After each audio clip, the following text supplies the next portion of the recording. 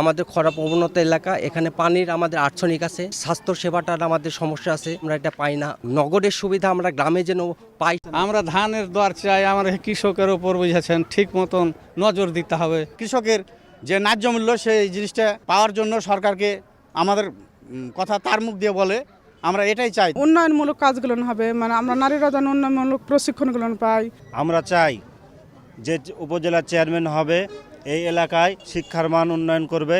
প্রত্যাশা দিবে মানুষের মাঝে যে নির্বাচিত হওয়ার পর আমি এই সমস্ত কাজগুলো করব, যেন ভরসা থাকে যে হ্যাঁ তিনি এই সমস্ত কাজগুলো করতে পারবে। এরকম ব্যক্তিকে আমরা উপজেলা নির্বাচনের দেখতে চাই।